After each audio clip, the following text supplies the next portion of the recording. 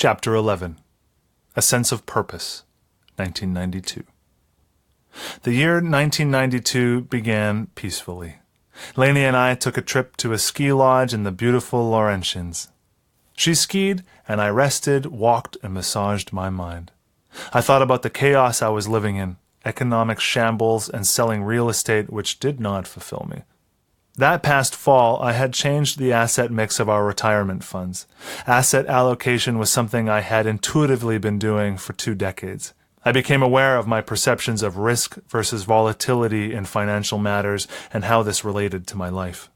Risk is the chance of loss, whereas volatility refers to the fluctuations in the marketplace. In the short term, equities fluctuate a lot relative to supposedly safe investments like government-issued bonds. Over the long term, 10-year periods or more, equities have consistently higher returns. Confusing risk with volatility caused me to be reactive to situations rather than proactive. My old perceptions caused forceful actions and short-term thinking.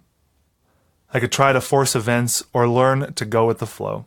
Life's ebb and flow seemed closer to the natural course of events. Everything began to make sense when I looked at and accepted the whole picture as being as it should be. My need to exert force was diminished. With this understanding, I took a daring step and substantially changed our investment portfolios. That January, my intuition started proving to be correct. I had somehow connected to the universal force beyond my conscious awareness. I pursued my path of independent thinking. If I won, I was a hero. If I lost, I was a bum. Things beyond my control were at work, and I accepted this. My unseen friends guided me as I steered a clear course using a conservative back-to-basics approach. It worked with money as well as with most problems and events in my life. Real estate sales took me out of the house. My motivation had switched to enlightened selfishness as I explored the world using my mind. That meant looking within before applying the knowledge to others. My daughter Stephanie, then 7 years old, was having difficulties in her social and family life as well as at school. Mixed signals confused Lainey and me. Finally, the school tested her and rated her as learning disabled. This meant she had measurable potential that exceeded her performance. Her daily frustrations and problems became ours. Now we had a diagnosis and a plan of attack. Lainey and I started by giving our daughter drugs the doctor prescribed. I felt very uneasy about this. Their purpose appeared to be to control the child rather than helping her mind and body heal themselves naturally. The drugs were just band-aids, not solutions. I felt a need to get to the root cause of the problem. Spring started, and Stephanie's light sleeping habits worsened. Lainey and I had been aware of this since the night when she was a baby, when she had awakened and whimpered, and I had gone to cradle her until dawn. Sleep problems were causing Stephanie a lot of frustration. Her mind was very active. I searched for gentle ways to deal with the problem.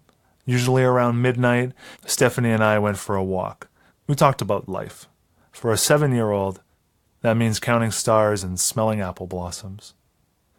One night as we walked, Stephanie stopped, stared at the sky and said, "Star bright, star light, first star I—" Her voice trailed off as she squeezed her eyes closed.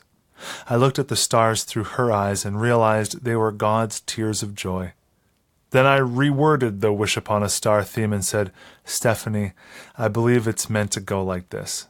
Stars bright, stars light. I wish all my dreams come true this night." At first, she rebelled against the change, so I said wishes and dreams were only limited by the number of stars in the night sky. It felt like a more complete and satisfying version. Our walk ended, and we topped it off with a warm fruit drink at home. She easily fell asleep that night. I began to wonder what role the drugs played in her sleeping problems. Our concern about the long-term effects of the drugs she was on were well-founded. The pharmacology book I consulted indicated possibilities such as sleeplessness, growth inhibition, addiction, and to top it off, the possibility of a reduced lifespan. How had they found these things out, I wondered. Then I realized that Stephanie was a living lab experiment, just as I had been. It made no sense to risk this precious child's life any further. My zeal for replacing traditional drug therapies with alternatives accelerated when I read there was a higher incidence of cancer in people using a drug I had taken for years. The price of the quick-fix drug approach was too high for me to accept. We stopped giving Stephanie medication and rationalized that we were getting her ready for her summer visit to her grandparents. I realized drugs were being applied too often, and the drug makers did nothing to deal with this abuse. It fed their insatiable appetite for the money to develop new and improved drugs to make more money. A reason underlying this is the fundamental principle that naturally occurring substances, without modification, could not be protected by the laws of man. So a subterfuge of sorts has been created by these mammoth money machines and by society at large. The illusion was created that healing best occurs with outside intervention. The fact that the body is a natural healing organism is overlooked. People are made to think that if it looks like a pill, you can trust it, an idea ingrained in me by the vitamin pills I took during my childhood. The rituals of dependency on others to do your thinking for you had fit in nicely with Western society's quick-fix mentality. It just did not seem to be working properly anymore. Meanwhile, I discovered gold in my basement and shared it with my kids. Stephanie's sleeping problems were reduced by the hundreds of record albums I had amassed. They became her treasure chest. She started listening to symphonies, instrumentals, and the soft music from my collection. I remember one night helping her listen to dozens of classical records until she found just the right one. "Why that symphony?" I asked her. "It goes with the story in my head," she said. The music therapy and the no-drugs approach appeared to ease Stephanie's sleeping problem. It helped her to understand the nature of her problem in an open and candid fashion with no stigma attached. More important, Lainey and I had to deal with the feelings of guilt the educational system and our upbringing had forced upon us. In addition to these guilt feelings, our new course of action for Stephanie's care and our marital problems caused stress. I embarked on a mission to help Lainey and the kids understand that food could hurt or help them. There was more to food than just eating it. I pointed out that chocolate bars were a fat and caffeine-loaded snack food full of sugar. Stephanie realized she could make conscious choices. I tried many ways, but the one that worked best was to give her choices. Going to the candy store was a learning experience. Helping Stephanie choose the best from a bad set of choices was an exercise in giving her back control over her life. I decided to guide her decision-making methods by only paying for candy made mainly with sugar, the best of the bad choices. Her allowance was big enough that she could pay for chocolate bars or fried potato chips herself. Stephanie was shrewd enough to know a good deal when she had one. It worked. Months later, Stephanie and I were in a store. I no longer paid for any candy, preferring that she use her own funds. I let her take direct responsibility for her actions. I heard her saying to herself, "The chocolates have fats and caffeine. These are sugar only." The sugar candies are what she bought. This back-to-basics method of recognizing that the less junk in something, the better it was for her, worked. At age 7, Stephanie understood that food had hidden effects, some good and some bad. Lainey became upset when I accepted her offer, one that she had made in anger, to take over the food shopping and menu planning. Lainey's loss of control over these things put more strain on our marriage. I welcomed the chance to put my lifestyle and eating plan for the family into place. The rule was simple: reduce the fat, cut out the crap. I started reorganizing the kitchen. Chips were replaced with pretzels and other crispy baked snacks. I stopped buying cardboard boxes full of highly processed foods. Back to basics was my motto. The kitchen became a living classroom. Fruits, vegetables, whole grain breads, and seasonings became easier choices. I put the processed junk in the farthest corners of the cupboard, making them less accessible. At first, Lainey and the children rebelled. The signs of marriage breakdown were evident.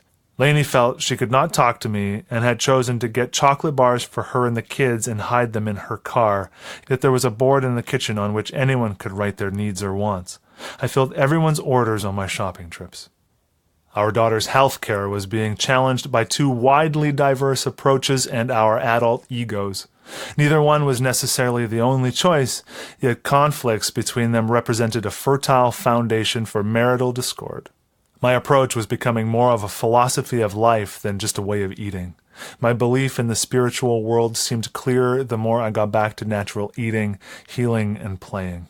My mind and body became living proof of that as I began to feel and look better. My spirituality was beginning to manifest itself slowly. I had taken back control of my life and my world. It made breaking the dependencies built up over the last decade due to my accident much easier. Change is frightening to others who perceive it as a challenge to their world. The man-made world is imposed upon nature, creating its own form of chaos. My reality said that humanity and the universe were made to order. The natural abundance that the universal intelligence, God, had created was ours to share. The key was to give back more than you took. The rate at which I was absorbing information was astounding. My mind, freed of the shackles of drugs and a poor lifestyle, sucked up the knowledge. It was not possible to impart to others all I was learning. I gave pre-recorded audio tapes to others who did not have the time to read the books I had researched. This might seem as a sign of mania, but I learned that other people who had followed the same path had experienced the same periods of leapfrog personal growth. My goal was not to reinvent the wheel, just to use it more wisely. I made conscious choices such as not watching TV and choosing to read or go for a walk and think. I realized that many of the distractions of modern life were messing up people's minds, and people hungered for easy answers and distractions, as if seeking refuge from the world around them. Lainey's fears and my rapid growth were reflected in our dissolving relationship. Changes to the nature of her business and the new direction of her career consumed a lot of her time. Going to numerous social agencies, tutoring Stephanie, and seeking health and educational services to help Stephanie were demanding and draining for both of us. Our relationship suffered. The psychiatrist, the hypnotherapist, and the monkey on my back continued. I was off lithium and functioning well. The members of my family could not terrorize me into taking the drug. Dr. Granite monitored me no more than once a month. I had understood the universal law that you must confide in at least one other person and God. In my case, I was lucky. I had many confidants, the masseuse, the lady of the night, and an expanding circle of friends who accepted me for myself. All of these friends were very helpful. Sherry was one of them. I met her at the community health club. She had gone through a tough divorce. I shared with her the idea that people should hire themselves. The simplicity of this concept had rekindled her sense of empowerment. Here was someone who accepted what I shared without being blinded by the baggage of my past. For me, it reaffirmed that my discoveries had universal appeal. I began to reach out in more gentle ways, discovering that those who were ready to receive did so, and those who were not, did not. The power of touch and hugs is so primal that even newborns who are not cuddled begin to wither and die. My mother had taken a volunteer job as a cuddler of premature newborns at a hospital. I realized that modern medicine was gradually changing. It too had discovered accountability caused by the economic downturn and a trend that showed more people seeking alternative approaches. The signs were not lost on the traditional healing professionals as their pocketbooks discovered the pain the public was experiencing. Sometimes a crisis is needed before people are willing to change. It appeared to be a change for the better. My own crisis of not getting the hugs and needed physical contact for my spiritual growth actually helped me become aware of how important touch is to inner peace and tranquility. My crisis had become a good thing for my inner growth. The lack of lovemaking meant I did not feel guilty about seeking the comforts of the oldest healing profession. At every opportunity, I consciously turned a negative into a positive. No longer would I beat up on myself by denying my need for touch. My relationship with the lady of the night was perfect. I paid my money and got held for as long as I wanted. That is, as long as it was not over an hour. It was a relationship with clear rules and boundaries. My need to protect my health and the health of those around me was safely dealt with this way. I did not want an emotional sexual relationship, as it would only confuse matters. I believed psychiatrists and the whole mental health field could learn from this, and I hope they incorporate healing touch and hugging into their work. The power of human contact helps heal. I was on the right drugs at last. I had found the magical healing formula. It was in my kitchen. Food. That, combined with walking, nature's most gentle and natural exercise, had wonderful effects. I felt healthier and happier. My focus had shifted from weight loss to lifestyle management. This led to more gradual weight loss my body could handle. My memory improved, and my thinking started to become more focused. The pain in my arm and shoulder eased somewhat. Even in this, I felt an unseen presence guiding me. Good news, bad news continued. The realization that the drugs had effects far beyond what they had been prescribed for was good. It helped me intensify my search for alternatives. Unfortunately, this intensity was taken as a sign of mania by close family members. Fear had so clouded their thinking that they no longer dealt with me as an individual who had overcome adversities, but as someone to be feared and avoided. The more I took responsibility for my thoughts, actions, and their consequences, the greater the subconscious resistance by those who resisted enlightenment. In May, I started asking questions about the school lunch program. It seemed odd to me that the school taught health and nutrition, yet missed the opportunity to show the children what healthier choices were. It was evident that people did not directly deal with their problems, preferring instead to blame others for what happened. Educators, in particular the bureaucrats, lack of direct accountabilities in their educational guidelines and plans was a prime example. They pointed fingers at government funding and parents' demands. They paid lip service to requests for action if it meant change. Economically, most taxpayers were being destroyed by the recession. The majority of the public school bureaucrats and staff lived a life relatively free of the economic stress and strains with which the general public lived. In addition to this, many educators enjoyed long vacations and breaks during the year.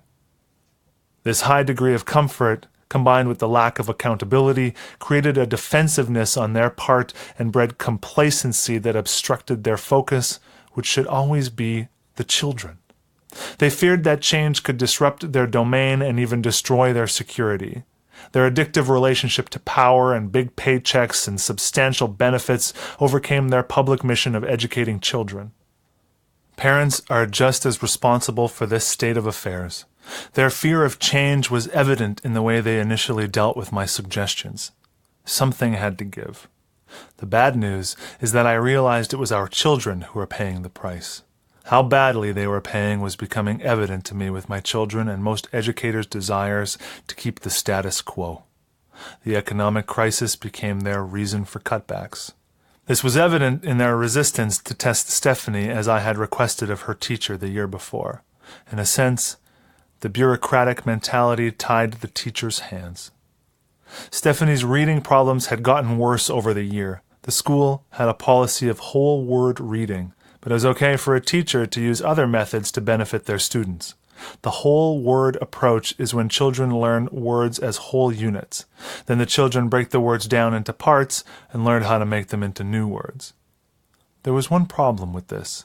The school system did not supply the teachers with significant amounts, if any, of the needed tools such as phonics reading primers. Again, the economy was the scapegoat. Unfortunately, parents have to pay in other ways. Lainey and I paid by spending time, money, and energy seeking help outside the system we counted on and paid to teach our children. Lainey made a commitment to be on the Parents' Liaison Committee. I preferred to tackle the problem head-on and directly approach the school board as well as the school itself. Lainey's and my differing styles of tackling problems further worsened our relationship. The extent of the educators' and parents' resistance seemed to strike at the heart of our reason for being. People seemed to lack the combination of personal mission statements and goals for creating a dynamic, accountable education system. The facades and lip service of an education system gone awry and parents confusing quick fixes for solutions were destroying our children. These insights started coming to me faster and faster. Something greater than I was guiding my education. The University of Life had opened its doors, and I feasted on the abundance it provided. My intensity was not focused enough. I paid a price for this enlightenment, the rejection by those around me. How could I deal with it positively? The answer was the one I had come up with earlier in my voyage to enlightenment. If I wanted to change the world, I had to change myself. I had been doing this over the years as I came to terms with my trials and tribulations. Now I could put it into practice for my children. My body signaled the correctness of this decision by tingling, something that happened more and more frequently. I accepted these positive, life-affirming signals. The tingles, insights, and intuitions I began to accept as gifts from God, a universal intelligence, not a tool to be used by other individuals to control the lives of people. Many traditional Western religions used man-made interpretations of the universal intelligence's messages of love, harmony, and beauty to impose control and power over people. The clarity of my thoughts and life took on a richness of their own. I was connecting to the world of abundance. Whenever I had a problem, I would ask myself, what now? This forced me to go forward in my thinking rather than dwell on the past. I remember suddenly having a need to call my mother. You and Dad moved out of his mother's house when he was 44 and I was 16, right? I asked her. Yes, she answered. Daddy never paid rent? I asked. You're right, she said. I came from a poor family. This insight flabbergasted me because 40 years of life had passed before I realized it. My dad loved to gamble, so we had been poor in the sense of money, but rich in the sense of love at home. This was hidden from me by my father's generosity. He would give a beggar his last dime if he thought it would help. This truth was the foundation of my scarcity mentality, which manifested itself by my need to acquire things. It was a hell of an awakening. I began to understand why the famed therapist Carl Jung preferred to deal with those over 40. Generally, they were the people who dealt with crisis in life by seeking their spirituality. My mission became clearer: to help my children. It was my methods and need to set the mission on paper that I worked on. The good news was that I was making progress as I formulated a plan. The year had been my year of awakening, and the blossoming continued into 1993. Chapter 12. The Trials by Fire, 1993. Perseverance was the key. In her struggles, my Dottie exhibited a tenacity I admired. Her frustrations came out of anger, which was caused by the need of those around her to exert control. I was as responsible for this as they were, so I decided to use the ideals of Mahatma Gandhi and embraced and modified them to enhance my purpose for being. I reasoned that passive civil disobedience by the masses began with one person, Gandhi. Obviously, I had to be willing to take the barbs that would be thrown my way. I started by consciously strengthening my inner harmony. I realized that my past and future were just figments of my imagination. How I perceived them was critical. In January, I began a consistent program of walking. I had tried to exercise consistently for years, but had failed. My attempts were rigid. I would schedule 3 times a week to exercise, and every time I missed a date, I would kick myself. Now I started telling myself to walk once a day, every day. If I missed a day, I forgave myself. My mind's power was the gateway to a bright future. I started unlocking the treasure chest of inner peace by walking and by massaging my mind. I discovered I was doing active meditation, and it worked. It was one of the many techniques I used to help me focus within. Another benefit of this lifestyle change was that the walking increased my stamina. My breathing had stabilized to the point where I used no drugs for my asthma. I lost weight slowly, and the sleep apnea stopped, so I finally got a good night's sleep rest without the aid of the breathing machine. I felt great the day I retired the $3,500 machine to the closet. My switch to healthier eating by reducing my fat intake had become a doorway to vegetarianism. I used simple tricks such as boosting the flavor of a food by adding more herbs and spices. They were part of the gift from the universal intelligence, a powerful gift to humanity that contained within it incredible healing properties. I discovered that over the long term, alternatives worked better for me than the traditional approaches. I saw the Eastern and Western cultures beginning to work as one, each learning from the other, both trying to create a better world. It was no longer a matter of whose culture was best, but rather the realization that each had much to offer. I was seeing life for the sensuous experience it was. One day, the kids were having supper. Alan looked up and said, "Dad, are you a vegetable?" "What do you mean?" I asked. "At school, they said you are what you eat, and you do not eat meat," Stephanie piped in. I laughed. "I choose not to eat meat usually, but occasionally I do. But I am not a vegetable anymore. I am not a couch potato." The dry humor was lost on them. Candidly, I think they are closer to the truth than I was to admit. I do accept the possibility that since humans are mainly made out of water, I could be called a bag of water in human form. That is why I refer to water as the wine of life. My children's attempt at labeling made me feel uncomfortable since the labels of my past had been used against me. It was something I realized people did to make their lives easier, not necessarily better. I discovered the philosopher Friedrich Nietzsche had said it best: "To label me is to invalidate me." The psychiatrist, the hypnotherapist, and the monkey on my back. Conclusion. I stopped seeing the hypnotherapist at the beginning of the year. I had my focus, and I did daily affirmations on my own. The sign of a true healer is that they can guide their patients onto a path of independence. The powers of self-love and self-discipline are awesome. I made monthly visits to Dr. Granite, but the need had gone. I had been off lithium for a long time, with no signs of mania. That meant only people could stress me out, since my balanced lifestyle had built a better me. In the spring, I started writing again. I wrote short story observations about life. I saw my children and everyday folks as real heroes in the struggle to survive and thrive. A friend asked me to write and send him an article about aromatherapy, since his dad had a stroke and stimulating the sense of smell was a possibility in helping him recover. He published this article in one of his newspapers. Smell is a primal sense that instantly awakens the body in more ways than one. It has many healing properties. During plague time, people carried posies of sweet-smelling flowers to hold over their nose and mouth as protection against the noxious fume of the disease. Cleopatra used perfume to attract men. In the last century, the curative properties of distilled essence from plant life, called essential oils, started being rediscovered by our society. Mid-September was a time of great focus in my life. One night Alan was eating a bagel at the supper table and some of the bagel seeds fell off of it. He stuck the seeds on his finger, looked at them, then at me and said, "Daddy, if I plant these seeds, will I grow a bagel tree?" That was the moment I learned how to do this simple miracle of growing bagel trees by using my imagination.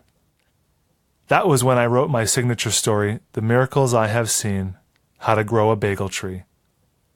You'll find the story in part 2. The last time I saw my 47-year-old cousin Linda was in August, in the hospital. At that time, she shared her feelings and thoughts with me in more ways than I could ever express. That September, she died of cancer. I went to Montreal to her funeral. I wrote a special epitaph for her, which I called Linda's Song. This story is also represented in part 2. It is about life, death, and becoming one with the universe. In truth, it was my epitaph. It is my belief that we are part of the universal intelligence. Writings can be a sign of mania. I believe mania in some cases is due to the creativity gene that enables humanity to rise to new heights.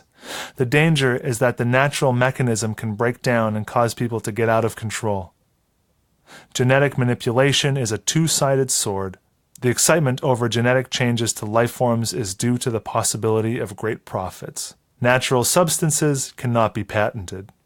This legal, man-made right gives the drug companies a monopoly and they can produce their drugs accordingly. I fear some may wish to eradicate some perceived genetic defects for the sake of conformity, without fully understanding the long-term consequences. This need to control and pasteurize human beings into forced genetic conformity could sound the death knell for our species. History has taught us that, but have we learned the lesson? On Wednesday, October 13th, I gave Dr. Granite a copy of some stories and the book I had written as my legacy for my children. That Thursday, I faced a trial by fire. My family thought I was manic. Again. They reasoned that I was obsessing about food, healthy alternatives, and writing about the gifts of miracles in our daily lives. Their fear could have pushed me over the edge if I had not trained myself over the years to deal with it and answer them with love. Again, the unseen hand intervened. The writings I gave Dr. Granite the day before were part of the materials he used to tell them that I had changed, that there were no indications of mania. People's fear of change is constant, rooted in their insecurities. In fact, the only constant is change and growth. The power of the mind to deceive itself cannot be underestimated. It was the power of my mind that had enabled me to heal myself. Ultimately, it is the one greatest strengths of humanity, a source of the ultimate power. That October was the last time I saw Dr. Granite. All good things come to an end, and his goal of helping me help myself had been realized. I had lived through this trial by fire with the grace and dignity of one who is on the right course, the path to unlimited potential. The lady of the night and I parted ways. I no longer needed our monthly visits. I had learned to live in awe. The universal intelligence and I had connected finally. My trials, tribulations, and pains of the past became fertilizer for my mind, body, and soul. They helped me to learn to live in the moment and build a better me. Chapter 13. Just a new beginning. Now. The good news was that I lived through the past 11-plus years of trials and tribulations. In September 1993, a friend introduced me to a wonderful group called Toastmasters International.